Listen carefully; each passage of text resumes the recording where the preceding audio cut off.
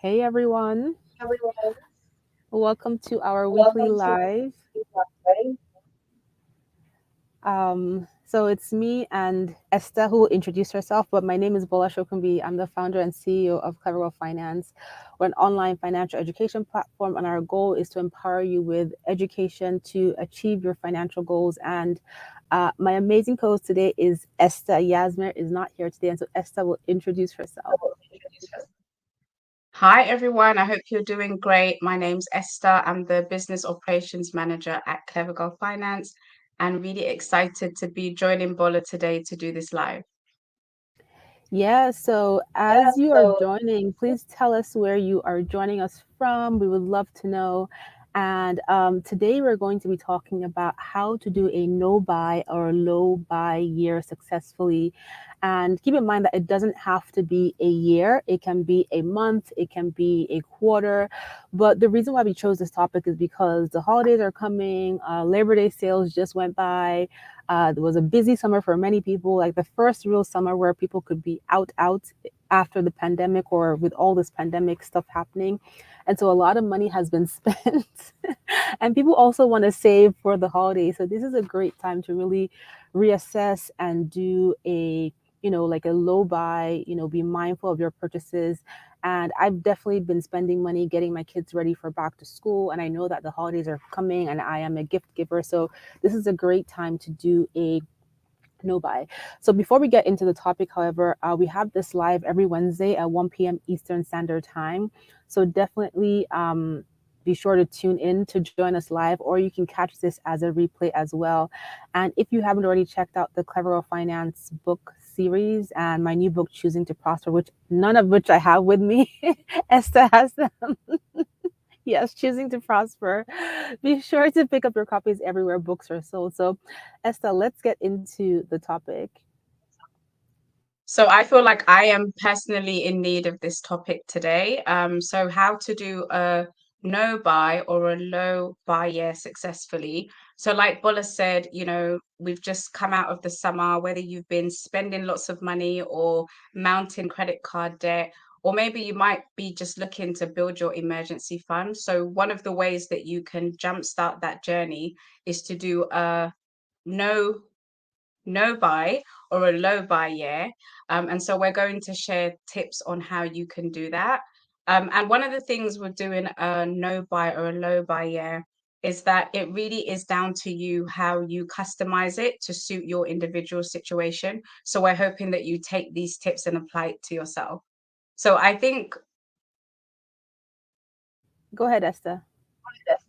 I think we should first get started by just mentioning the difference between a no buy year versus a low buy year.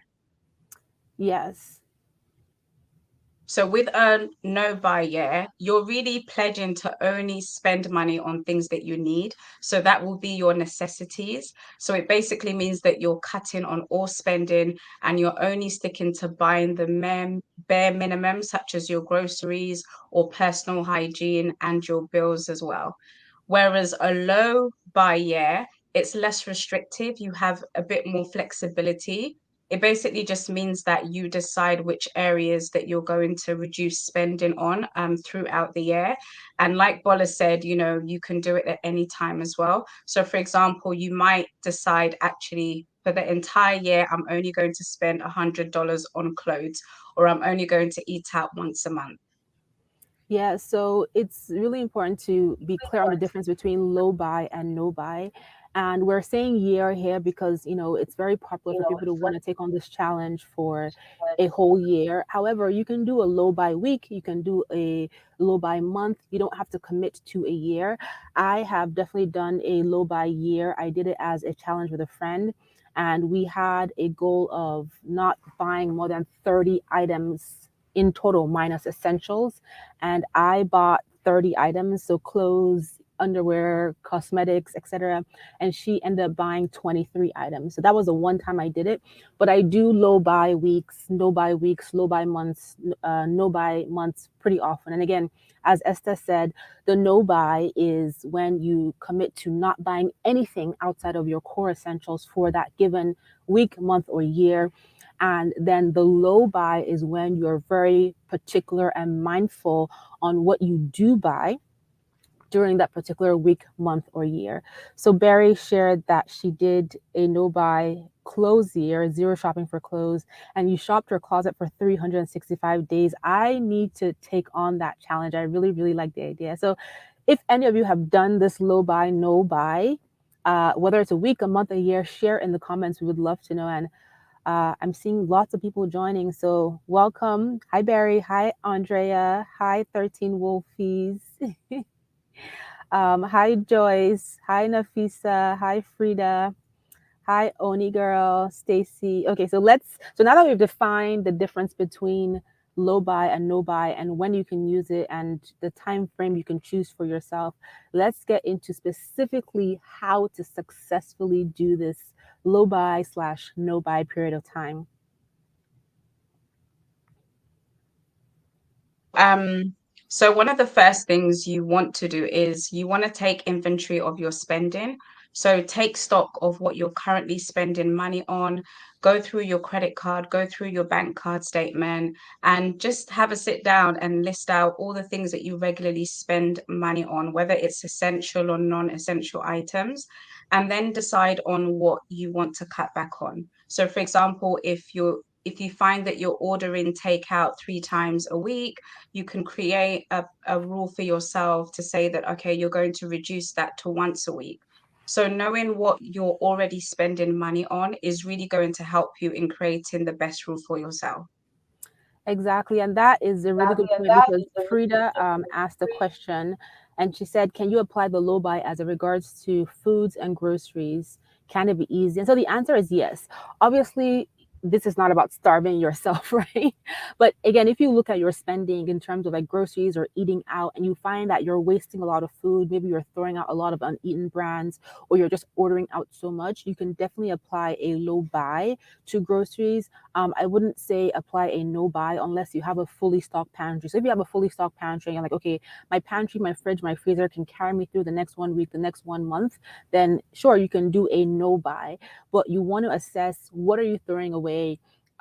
What are you wasting on eating out? Can you make these meals at home based on what you have and then plan accordingly? And as Esther mentioned, taking inventory of your spending. So pull out your bank statements for the last 3 to 6 months and just get a highlighter pen and highlight anywhere where you feel like this has been excessive spending outside of your core essentials. That could be an indicator of a category where you want to focus a low buy or no buy.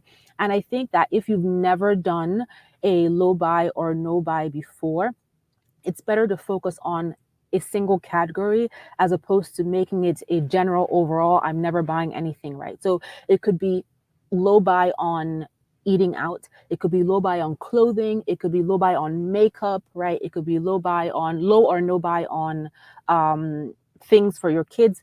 Determine what category or categories you want to focus on so that you don't get overwhelmed by trying to cut everything out of your life. Because what happens is that when you do a no buy and you're like, okay, I'm not buying a single thing for a whole year, the chances that you're going to slip up are very, very high.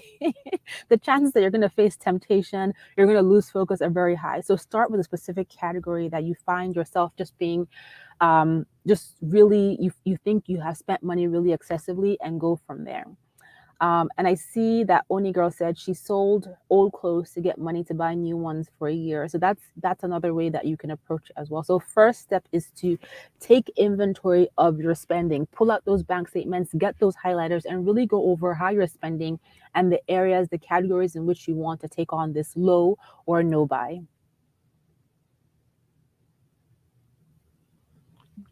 Point which Bola touched on briefly is to choose your category.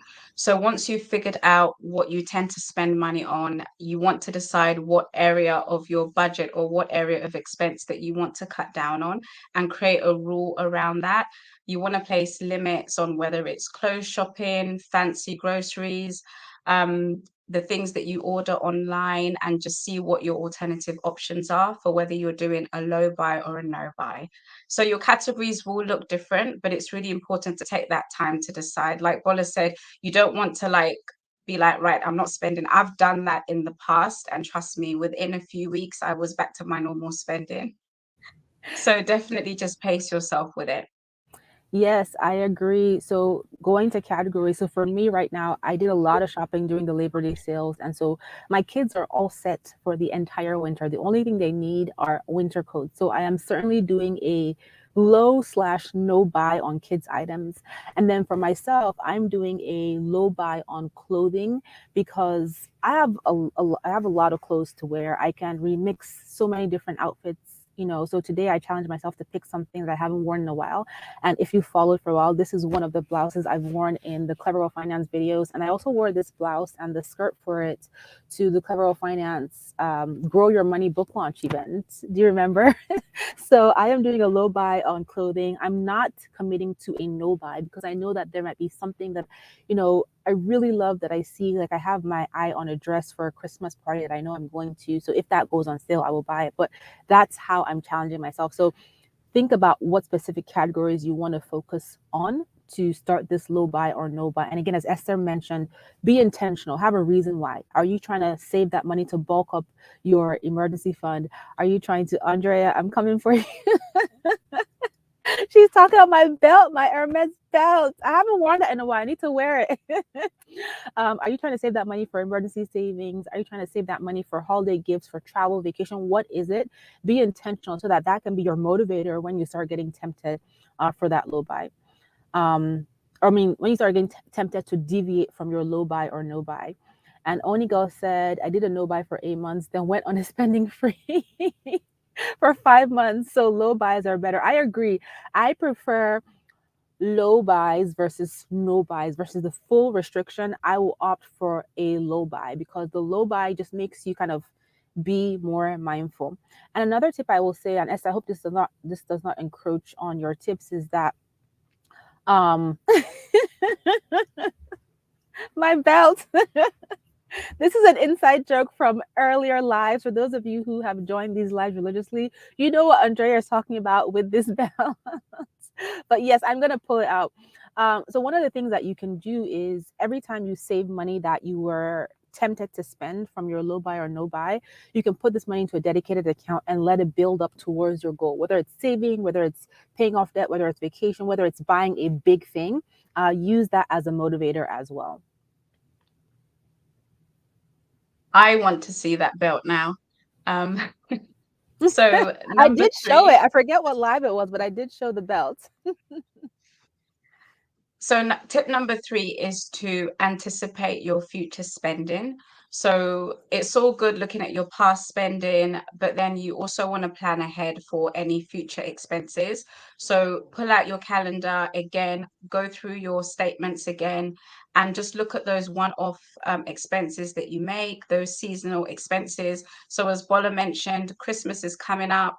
And I know a lot of people celebrate Thanksgiving and there's birthdays, there's anniversaries. You might be planning to travel to family around the holidays. So really start to plan ahead for that. So that you can decide, how you're going to set money aside. And just so that whilst you're on your no no buy or your low buy, you're not caught off. And that doesn't kind of derail your goals. So really think about your future expenses so that you can stay on track. Yes, and one thing that I think can be helpful is to say it out loud. Tell your kids, tell your family, tell everybody that listen, I'm on a low buy, I'm on a no buy. Don't ask me for nothing. Don't invite me nowhere because I am not coming if it involves spending money or buying gas. Well, don't be that auntie. Don't be that friend. But again, you can say out loud just so that you set the expectations, especially around people who are always asking you for stuff. Just be like, listen, the next month, the next week, I'm gonna low buy. I can't make that, that event. I don't want to buy that outfit. I don't want to go to that dinner. Just say it out loud. It's okay. And again, be clear on your goals because people might say, oh, listen, girl, you're so cheap. Why are you being so stingy? Why are you acting like you're broke? It's not about that. It's about the fact that I'm trying to save for this vacation. I'm trying to save for the holidays. I'm trying to save to pay off debt. I need to bulk up my emergency savings. I'm trying to save to start my business. Just be open and honest. Keeping in mind that it is not everybody that you share your goals with. So some people don't need to know you're at a low buy because you just do not want to hear what they have to say because their words are just so discouraging and so demotivating. You don't want to hear it. But if there are people in your space that you trust that will respect your wishes, then say it out loud and share it with them. I could not agree more. Definitely keep your goals to yourself. So the fourth and final tip that we wanted to share is to really keep the rules that you create around your no buy and your low buy, keep them very simple. You don't want to complicate them. You want it to be something that you can stick to, something that's realistic, something that you will enjoy doing as well, so that you can, see the results of it. I personally, when I learned this actually from Clever Girl, which is doing a no spend challenge. So I always do a 30 days no spend challenge for the entire month in January, where I just focus on paying bills, but I do them more often. And for me, it's really just building that muscle of, it's not every time I have money that I have to spend it. Like, Esther, Exactly. you have everything that you need. Just be content. So for me, it really just helps me to build that overall kind of good money management. So if you're planning to do it for the year, 1 year might seem a long way away. Just start with a weekend, a week, a month, and then Mhm. build on that. Yes, it's okay to have money that just sits there and looks at you and you look at it. You do not always have to spend every dollar you see in your account. It's okay just to have that money look at you and be like, hi. And then the money's like, hi. And then it just stays there, right? So set your rules again. So I'm only going to buy XYZ. I'm not going to buy XYZ. My spending limit for my low buy is XYZ. I'm not going to spend more than XYZ X amount of times this week, this month, this year. Have clear, simple rules. Don't overcomplicate it. Don't overdo it, because when you start to overdo it, then it becomes a burden, it becomes restriction, it becomes punishment. Make it something fun. So like I said, you can create that bank account where every time you don't spend something, you put money in there. And I have one of those accounts so that when that big thing that you really want, the money is there. You can actually buy that big thing and have that full satisfaction of getting what you truly want, instead of settling for less than you want by buying all these small things. Use it as motivation to build up your emergency fund, to start paying down debt. Make it easy, and then get an accountability partner. So like I mentioned earlier, I did that 1 year low buy with a friend of mine, and we were always checking in with each other. And I've actually told a lot of my friends now that I want to buy as little clothes as possible, because I want to wear what I have and remix what I have. And, so find that accountability person that can kind of help you follow the rules that you have set. Um, Barry says, nobody looked for me until January. And then Sergina said she stopped going out on weekends or hanging out because she needs to get a new car. So hopefully by the end of the year, you have the funds to save. So you're putting that money aside that you would spend going out, towards saving for your car. So yeah, that's what we wanted to cover as it relates to a no buy, low buy. We have tons of articles on clevergirlfinance.com on low buy, on no buy, on savings challenges, and these are all fun things to do now. We're all back to life. Kids are back to school. Summer is pretty much over. Everybody's getting serious now. So this is that great time to save, to focus before we get into that spending season again. And you guys know that the spending season is coming. Um, Thanksgiving, the sales, Christmas, and even if you have no plans to spend money during that period, perfectly fine. I'm all for that. My goal is not to spend as much this holiday season.